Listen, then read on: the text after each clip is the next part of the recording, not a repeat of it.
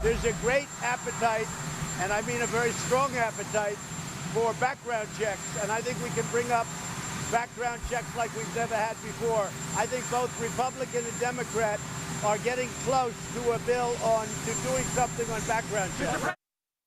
Now, that was the president in the wake of the mass shootings in El Paso and Dayton that claimed 31 American lives just a couple weeks ago. If it sounds familiar, it should. This is the president after the school shootings in Parkland, Florida, a year and a half ago. I will tell you, background checks. I've called many senators last night, many congressmen. They're into doing background checks that they wouldn't be thinking about maybe 2 weeks ago. We're going to do strong background checks. So after Parkland, the president also talked tough when it came to the NRA. Again, our president. Some of you people are petrified of the NRA. You can't be petrified. And they do have great power. I agree with that. They have great power over you people. They have less power over me. I don't need it. What do I need?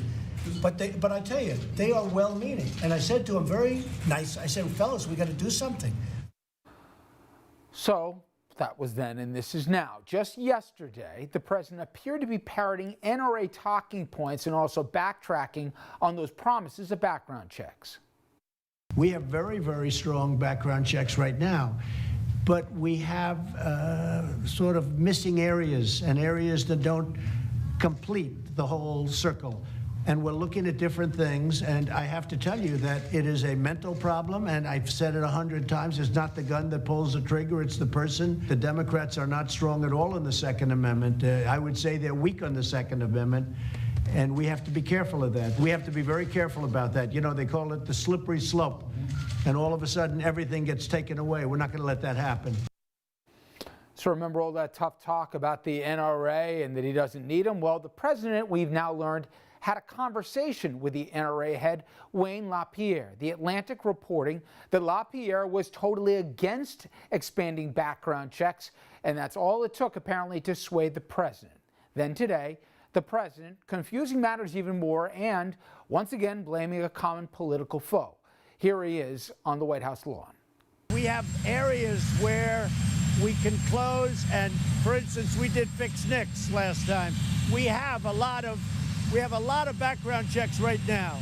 Gun owners can tell you that, others can tell you that. But there are certain weaknesses, we want to fix the weaknesses, and I think that'll happen. Let's see what happens. I'm concerned that no matter what we agree to, when we get there, I'm concerned the Democrats will say, oh, well, we now want this, and you know, it's a slippery slope.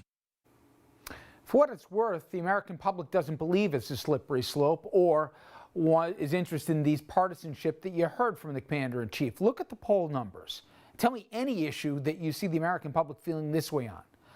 Well, more than 90% of the American public, they support background checks for all gun buyers. And by the way, that includes 90% of gun owners. Well, my next guest, Manuel Oliver, he lost his son Joaquin in the Parkland school shootings. He's also founder of a group called Change the Ref, whose mission it is to raise awareness about mass shootings and to reduce the influence of the aforementioned NRA. Manuel, thank you for rejoining us. I appreciate it. Thank you for having me here. I gave that whole setup here just to give context, because this is not the first rodeo where the president has had to deal with mass shootings and its aftermath, but you were one of those families who I'm sure looked to the president and say, what will be different going forward? And you heard the promises, you heard him going after his fellow members of his own cabinet saying he wasn't afraid of the NRA and he was going to take it to them.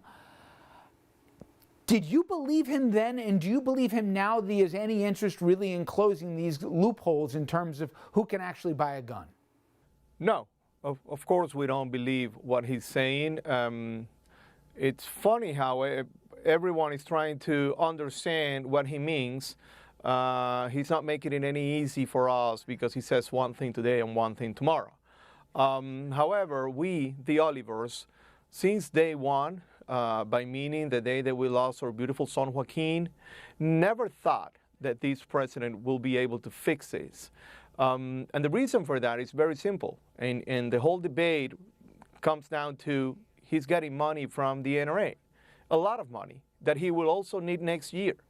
So he's not capable of having guts enough to go ahead, talk to the NRA, and demand that lives are more important than any gun manufacturer or any organization like the NRA, which is only making money and confusing people with the content of the Second Amendment. So obviously, you've learned more about this issue than you ever wanted to, given the tragedy at Parkland. But explain this to me, because this is the part I don't understand. If the vast majority of any group's membership, and 90 some odd percent of the American public, including overwhelmingly gun owners, want something, where's the political risk in calling for it? I don't understand why, and I'm not being naive, the NRA is opposed to this, because at least they contain the change. The American public wants assault weapons bans. They want to go much further than this. Why not move ahead on universal background checks, given how popular it is, and even practically if you're the NRA? Can you explain to me the opposition? I don't get it. I'll do my best. I think that it's a whole political debate that needs to be there for both parties, and this could take forever. Let me go over one thing here. This is not a new problem. This is not a new issue. We had a blue Senate, a blue Congress, a blue, red. We've been changing these colors from one election to the other. What we have right now is just another Senate that is not open to move forward with these common issues that we all agree. You just said it. 97% of Americans are okay with universal background checks. Gun owners, most of them are also agreeing with this. So there's a political debate that needs to stay there. The NRA endorsed these politicians. Everything is about the money here, my friend. And this is how America has been running for years. However, now we have a youth movement that understands this better than anyone before.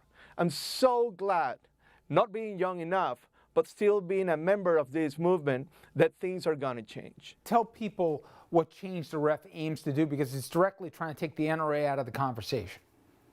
Absolutely. Change the Ref is an analogy of basketball, who Joaquin loved. And Joaquin told me once, Dad, we need to change that referee. He's not fair enough.